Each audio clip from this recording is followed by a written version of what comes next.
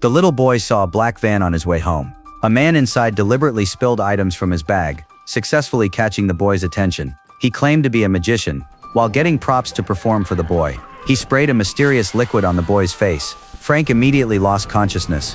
When Frank opened his eyes again, he found himself in a dim basement. The man, now wearing a mask, sat facing him. He told Frank he wasn't a bad person and wouldn't actively harm him. Since Frank couldn't understand the situation, he didn't respond at all. Only after the man left did Frank realize he had been kidnapped. He went to the iron door trying to pull it open, but found it impossible. So he turned to familiarize himself with the environment. He noticed a telephone on the wall, though its cord had been cut, making it just a decoration. In despair, Frank collapsed on the bed, believing he would die here. With this thought, Frank slowly fell asleep. But suddenly a phone ring startled him awake. As he stood to answer it, the kidnapper appeared behind him, ordering Frank to hang up immediately, saying he would send Frank home soon. But Frank didn't trust the man. After the man left, Frank started shouting desperately, hoping someone outside would hear his cries for help. But no one outside could hear anything. Then Frank saw the high window on the wall. He tried to jump and bang on it for help, but being too short, it was useless. Frank finally gave up. He slumped down, ready to accept his disappearing fate.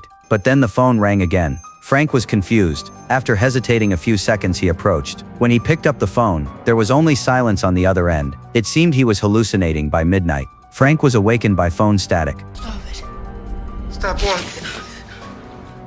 The man startled Frank. The kidnapper had been watching the boy all night. Frank lied, saying he was hungry, hoping to get some food. The man thought for a few seconds, said he would find something to eat, then left right after the man departed. The phone rang again. Although knowing it couldn't be connected, Frank still picked it up. This time a deep voice came from the receiver, frightening Frank so much he dropped the phone. He had no idea what was happening. When the phone rang once more, Frank paused briefly, then determinedly walked over. Frank picked up the phone again, immediately hearing a boy's voice, telling him not to hang up. Frank asked who it was. Suddenly the boy appeared beside Frank, but strangely Frank couldn't see his form, only hear his voice through the telephone. Then bottles on the floor began spinning. The boy told Frank he'd hidden a cable in the carpet seam, his planned escape tool, though Billy hadn't succeeded. As Frank asked what to do, the bottles pointed toward the window. Frank found the cable following Billy's guidance, then went to the window, throwing it upward repeatedly. But the cable kept falling back down, so he went to the bathroom, getting a roll of carpet, threading the cable through its hollow center, finally managing to loop it over the iron window. But as he stepped on the cable to escape, the iron window fell down completely, shattering Frank's hope for freedom once more.